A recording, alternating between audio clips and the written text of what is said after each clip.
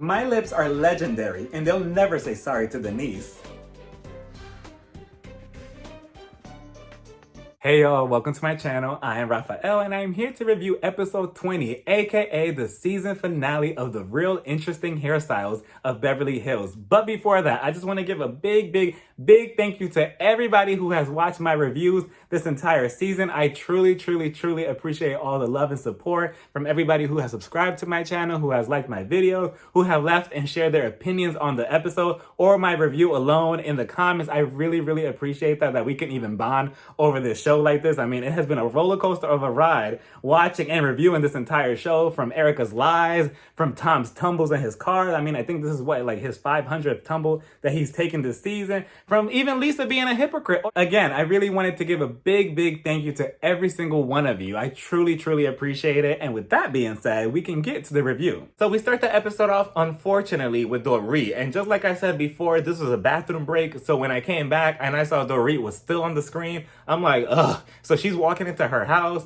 I'm assuming she had just gotten home from shopping for more tacky outfits. She goes over to PK and she's like, oh, hello, my love. How are you, my love? Are you happy to see me? Do you have a mistress inside this house? I think I saw somebody in the kitchen, PK. Don't lie to me. You know I love you. And then she goes over to her daughter and her daughter's like, Mom, what are you wearing? And you know, Dorit took every chance to talk about her designer labels again on her clothes. And she's just like, oh, well, baby, do you like this, baby? It's Louis Vuitton. Yes, it's Louis Vuitton, baby. Maybe one day when you're older, you can inherit my clothes. But right now, you can't afford any of this. And I'm not buying you anything at all.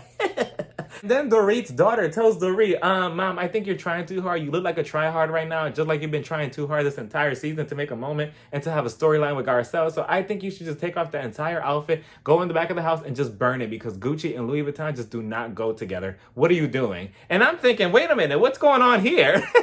Like, you know, Dorit and her daughter practiced those lines like 100 times the night before, because there's no way that little girl was just sitting there minding her business and then that came out of her mouth the next second. Like, there's no way. So then we get Crystal and Erica, and they're meeting up because Crystal wants to show Erica the place that she's gonna have her event later on for the Chinese New Year's, which is the biggest celebration in her culture, which I thought it was cute. I was like, okay, we're seeing much more of Crystal. And then she asks Erica, she's like, oh, so Erica, what's been going on with you? Are you going to jail anytime soon? I see you're still a free woman. You're wearing all green instead of all orange, so that must be a good sign. And how's Tom? Has he taken any more tumbles in his car? What's been going on with him? And Erica's just like, no, he's fine. Like, I'm not really sure if I want to say that he's taking any more tumbles or spins in his cars, because I feel like I already told the group way too much that he's been doing this, and this. And I feel like, I don't know, it's coming off a little bit unbelievable between me and you, Crystal, so I kind of need to pull it back a little bit. And she's just like, oh, okay, that's fine. Oh, and by the way, the dress code is going to be all red for later on, and red usually represents luck. And Erica's just like, well, you know, if it was up to me, I'll be dressed in all red from head to toe for all the luck, because I really need it right now. And I'm like, Erica, you might be looking at orange very soon. And as Crystal and Erica are checking out the place, Crystal informs Erica it's best not to go into the new year fighting anybody or with any type of hostility, because that's going to be a big representation of what's to come next year. You know, whatever you're doing on New Year's Eve is going to be a big representation of the following year for you specifically. And I'm thinking, what was Erica doing on New Year's Eve? Because her 2021 wasn't looking good. And, you know, Erica informs Crystal, well, you know, I'm still kind of upset with Sutton. And then she says, I'm really going to know who was really there and who wasn't really there when I rewatch this season. Oh, trust me. I know that you've seen the previews for next week for the reunion, Crystal. And trust me, I'm coming for Kyle, because I'm going to know who was really there for me when they were talking about me behind my back and when they were talking about me in the confessional. So just wait for it, okay? Because I'm going to know who my real friends were in my life. Which I'm confused about, because were you not the same person that was just kissing Sutton's ass last week and you were trying to get her to let you borrow $5 so you could buy a Kit Kat and a Hershey bar? That's why you were trying to seduce her when you were having that romantic walk against the boardwalk by the boat. And you were also telling her that, oh, I'm sorry for, you know, being so hostile and upset with you and coming off like that. I was just very upset at my own life and I just took it out on you, and I'm so sorry for that. You know, I'm not saying that we need to be best friends, but my door is open for something in the future. Like, were you not the same person that was just saying that, but now you want to take it all back, and now you want to be hostile against Sutton again? So which one is it? I mean, obviously, from the previews to the reunion, it doesn't matter because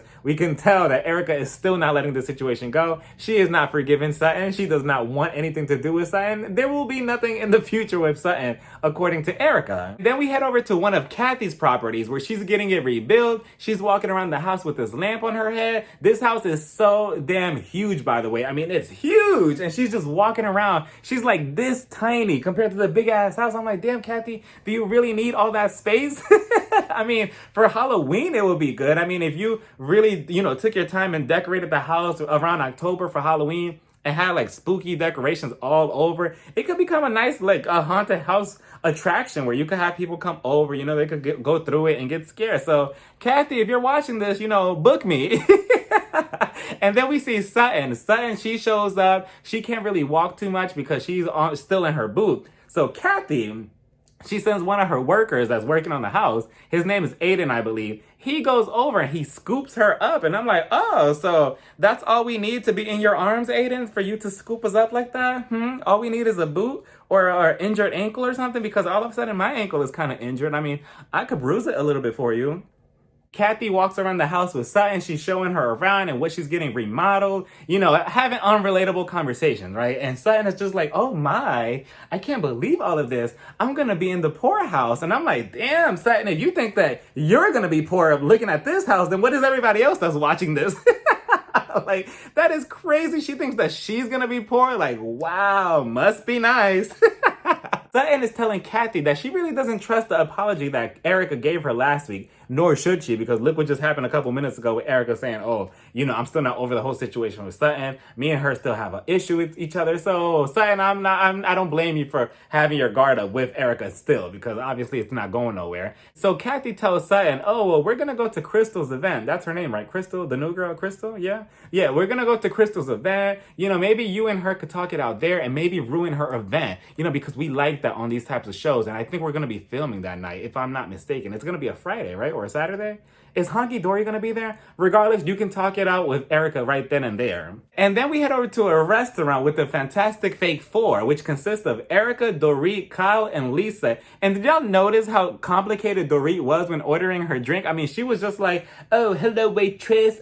Can I get some club soda in a small cup? But not small enough to be a medium. Can it be kind of like a medium small, if you don't mind? And can I have 3 ice cubes? No, I kind of went 3.5 ice cubes. Do you have those Louis Vuitton logo ice cubes? The ones that you sell online? Yeah, can I have one of those too? And do you think that when you come back and deliver my drink, do you think that you could be blindfolded with a hula hoop around your waist, also doing karaoke? Thank you, baby.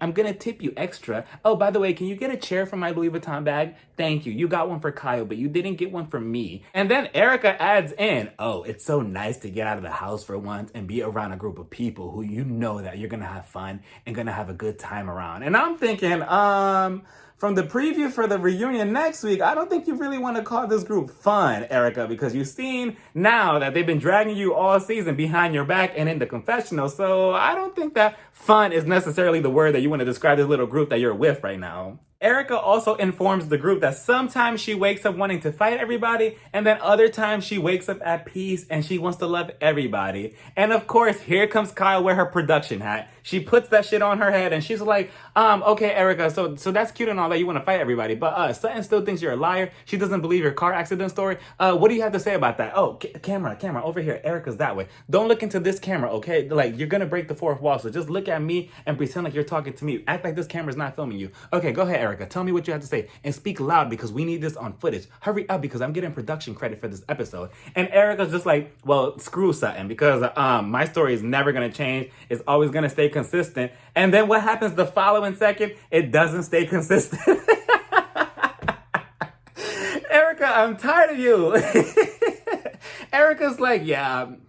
I mean, you guys remember when I found Tom by myself, and then the other time I found him with my son. Wait, no, I mean, what I meant to say was, no, I found him by myself. Oh, fuck, how did it go? Where's the script? Shit, where's the script? I found him with I think I found it with my son. I found him with my son. Yeah, I found him with my son, Kyle. I found him with my son. So whatever anybody wants to believe, it is what it is because I know the truth and that is the truth. And Kyle, in her confessional again, I already told y'all last week, it doesn't matter what her or Dorit have to say in the confessional anymore, especially after we saw the preview of the reunion. Like, Erica does call them out on it, I believe so. I mean, that's what it was looking like. So Kyle, again, in her confessional, she's confused. She's like, wait a minute. That's not what you told us in person. You said that you found him by yourself and now you're adding your son. It's not really making sense, but of course she just has to use Sutton as her puppet to kind of, express how she feels because she wants to agree with Sutton, but she's not going to put herself in the line of fire. So she's just going to put Sutton to speak her opinions that she also agrees on. And Erica also adds in, oh, you're going to call me a liar? Do you want to get socked in the fucking face? And I'm like, Erica, you need to be put on Housewives All-Star Season 3, because Season 1 and Season 2 are already filmed. She needs to be put on Season 3 with the right cast and not the Beverly Hills cast. She needs to be put on Housewives All-Stars 3 with the right cast. If you want to fight, let's see how you really put up with the right people in front of you, because I am tired of this whole angry white woman scenario of you saying, oh yeah, I want to fight. Oh, everybody needs to be scared of me because I'm going to punch you in the face. Like, nobody is scared of you, Erica. These women in this show specifically are scared of you, but try any of the other cities and I'm sure that you won't have the same reaction. And then we head over to Garcelle's house where she's getting all glammed up. She's getting ready for Crystal's event. And she's also telling her glam team about the date that she went on with the man named Keith that the matchmaker has set her up with. And I'm like, wait, why are we getting this scene in a flashback scene? I wanted an actual proper scene with seeing Garcelle date around. I wanted to actually see that and see how it will be. I thought it would be cute, but instead we get it in a flashback scene. I mean, if that was the case, we could have cut out all of Dorit's scenes this episode and her confessionals. I mean, we could have edited her out completely this entire episode because if we're being completely honest, I mean, after the whole issue between Garcelle and Dorit, we really haven't seen much of her, have we? I mean, we really haven't. I mean, they've been kind of forcing her to be in a scene, like she's like, oh, look at me. But we haven't really seen much of Dorit anymore at all, ever since the whole situation where her and Garcelle kind of died down. So we could have cut her out. But regardless, Garcelle says that her and Keith, the bodybuilder guy, is just not going to work out. And the scene, the little flashback scene that we got, I mean, he did give out kind of creepy vibes. He gave out kind of like serial killer vibes, if we were being honest.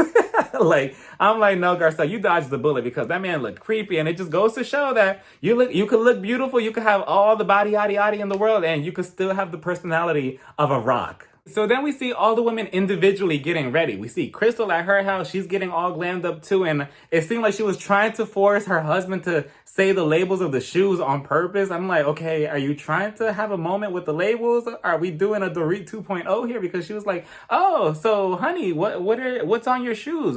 Tell me the brand name of the shoes. And I don't think he really got the joke at first or like what she was trying to do. But eventually he got it. He was like, oh, Alexander and McQueen. And she's like, oh, did you hear that, camera people? Alexander McQueen, put that on footage.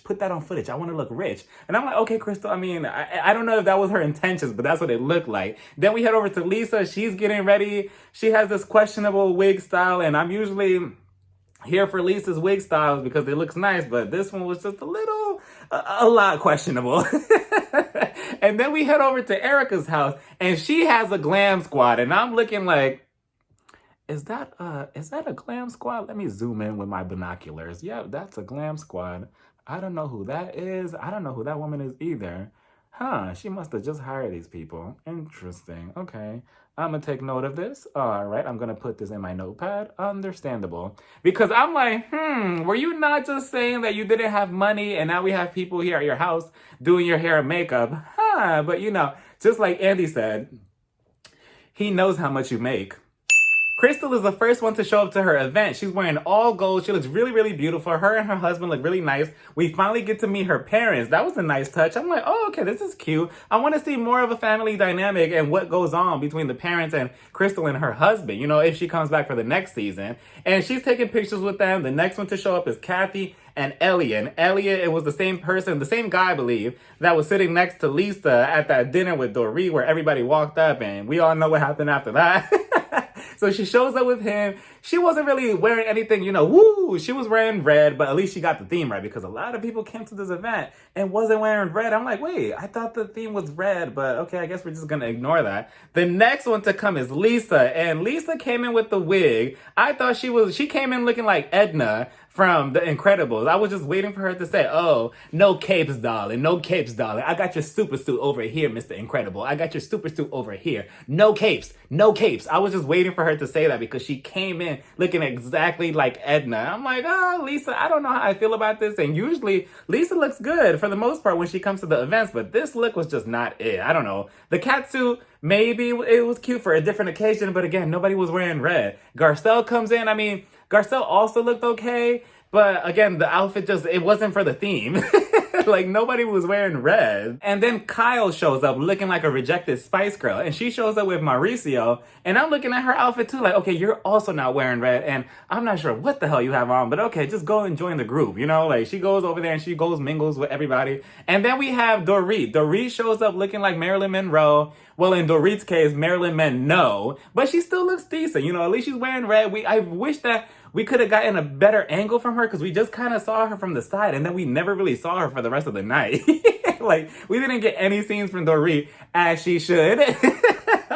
But, you know, I thought her outfit was cute from what we saw, kind of. And then Garcelle and Lisa, they have a one-on-one moment. Garcelle's like, Lisa, can we talk? And Garcelle tells Lisa, oh, you know, yeah, everything's been going good at the Real, blah, blah, blah. So you need to text Denise. I want to see you text Denise to see your growth. And I'm like, wow, this was interesting. This is an interesting conversation to bring up out of nowhere. You know, what she's trying to get out of Lisa is to try to see if Lisa can prove to her that she has grown as a person. And I'm like, Garcelle, again, this is your fault. Again, if you see Lisa come back at you and backstabs you again, because you keep trying to give her all this, you know, hope that she's gonna change, that she's a better person. No, like, she has already showed you her true colors the entire time this season. So I don't get why you continue to give her more rope to try to see if, like, you know, she's gonna do something with it. She's not gonna do nothing with it. And in her confessional, Lisa's like, oh, well, no, nobody's gonna tell me what to do. I'm not gonna reach out to Denise just because Garcelle wants me to. I need to be, you know, it needs to be organic. It needs to be real, and organic and real do not describe Lisa. So it's never gonna happen. And then the fiction storyteller shows up, Erica. She shows up in this dress. I wasn't really a big fan of the dress either, but from the neck up and the hair, everything looked good. I mean, something about her makeup reminded me so much of when Uma Thurman played Poison Ivy in the Batman and Robin movie. That's the only thing I kept looking at every time she was on camera. I mean, she looked so good with the red underneath her eyes. I love the hair. It looked much better than Kyle's. I mean, I don't know, something about it suited Erica better than it did on Kyle. I mean, it looked better on Erica. And Erica, again, she looked good from the neck up, from the neck down. It was a no. She also goes to mingle with the group, and Kyle sees her and she's like, oh my God, Erica, we have matching hairstyles. We need a picture. Oh my God, we need a picture. Don't even worry about it. I already got Facetune ready on my app. I have it on my phone right here. So don't worry if the picture comes out bad. I'll fix it, just like I do all my Instagram photos. I'm like, Kyle, relax. You'll get your picture. Just go calm down and get a drink. And then Sutton shows up, and her dress was dressing, you know, it was red, you know, she followed the code, but you know, Sutton, and as Sutton is walking up to the group, Erica is looking at her up and down like that doll from the Netflix series Squid Game. She's just looking at her like, I'm like, damn, Erica, like, what did she do to you? I could have swore we were okay. Like, you would think that, you know, Sutton called the police or something 5 minutes ago or something, the way Erica was just looking at her. And even Garcelle was just like, wait, I thought everything was fine from last week. What happened now? Because as soon as Sutton got closer, somebody, I think it was Crystal, was like, oh, we have a candy machine. And Erica was just like, oh, I like candy and it's free. I'm going over there since I don't have to pay for anything. And she walked away as soon as Sutton got close. I'm like, damn, that was cold. As everybody's sitting down at the table, everybody's getting situated, Crystal tells everybody that there's a red envelope with money inside to feed the animal that's going to come out later to represent the money that they're going to get back in the new year. And I know Erica was probably looking at her red envelope like, I need to pay my glam squad. Should I take this money and just put it down my dress really quickly?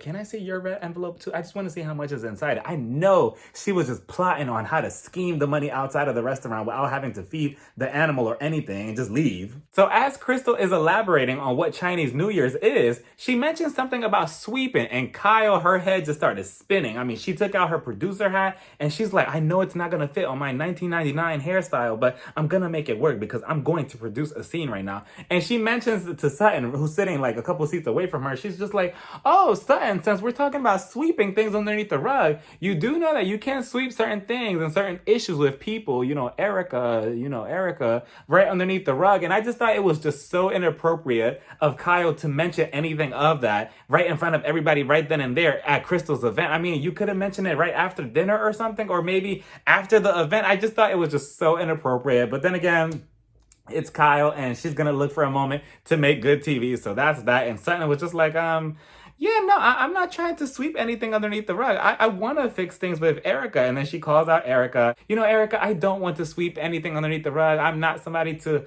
run away from things. And I'm like, you're not? Because just the other episode, you were running away from Kyle. So...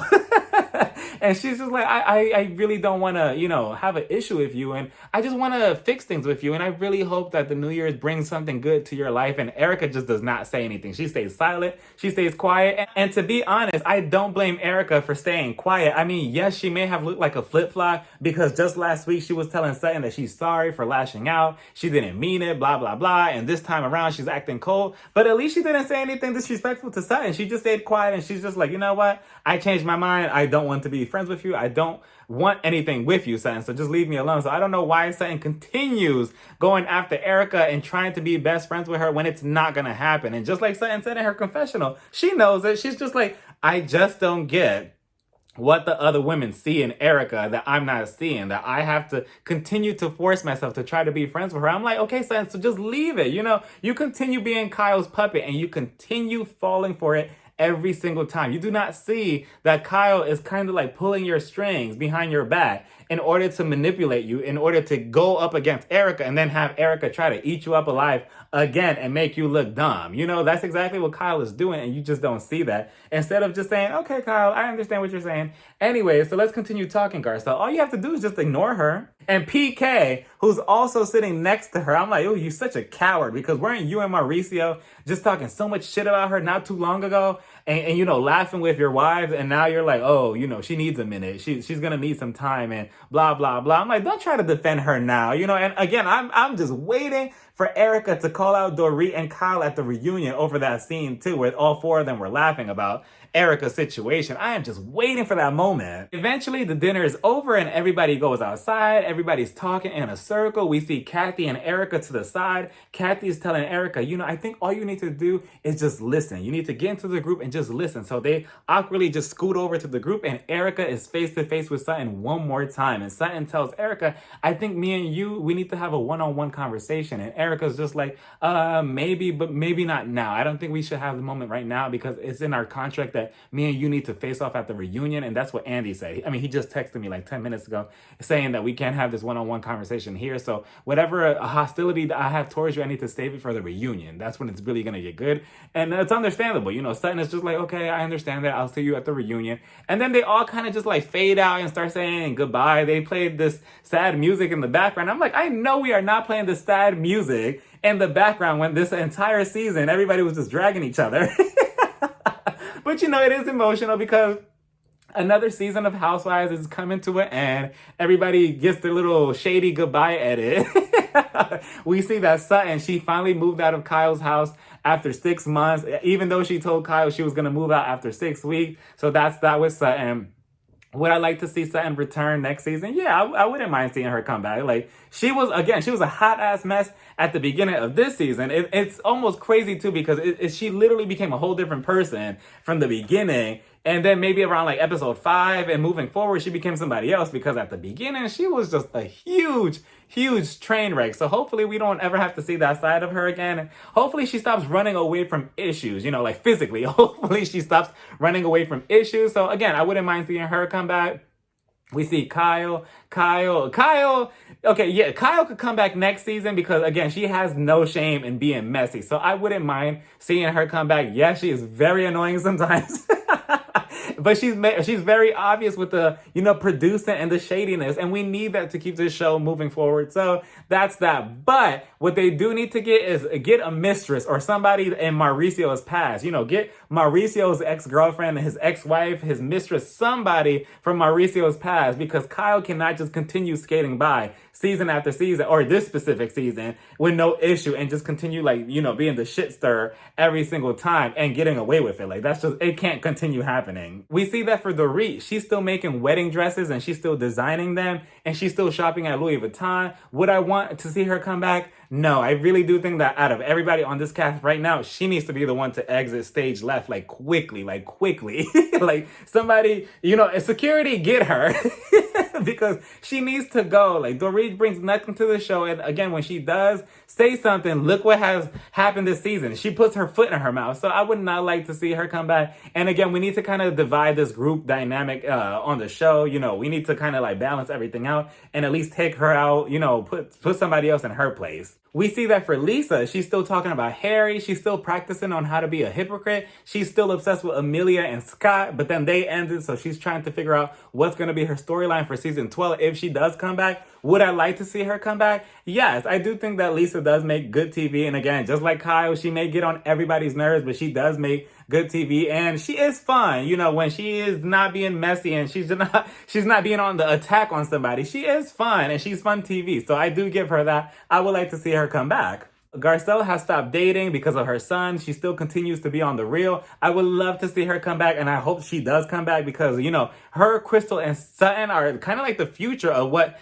the Real Housewives of Beverly Hills could be. They're like the fresh blood that the show needed to kind of revamp itself, and they're doing a good job so far. So I would like to see Garcelle come back. As for Crystal, I would also like to see her come back for next season and what else she has to offer. I mean, I like that she taught us about the Chinese New Year and I liked her event. So I would like to see a deeper dive at what she has to bring and what more she has in her life besides her husband and the Lion King. And, she did start off strong at the beginning of the season with her feud with Sutton. I was all the way Team Crystal because, Sutton needed to be put in her spot every damn episode at the beginning of the season. And yeah, she may have flip-flopped somewhere in the middle or a couple episodes back, where it kind of seemed like she was kind of following the footsteps of Erica. But regardless, I think that she is a good addition to the show. And I would like to see more of her. As for Erica, if she's not in jail, I would actually like to see her come back. I mean, her lies were pretty entertaining.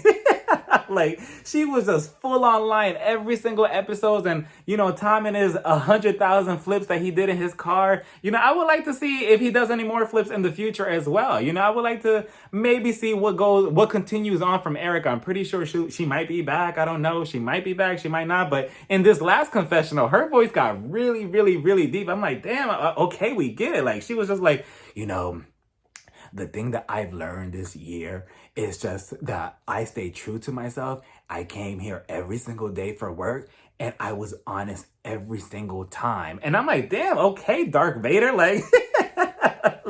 What is with this voice? She decided to go extra, extra deep and monotone for this last confessional. She was just like, yeah, I've been honest. I'm like, okay, Erica, we'll see you at the reunion. And that was the episode and that was the season, everybody. What did y'all think about it? I mean, it's crazy how it feels like just yesterday I started reviewing this season and now it's come to an end. Well, not really, because we still got 4 more weeks of this.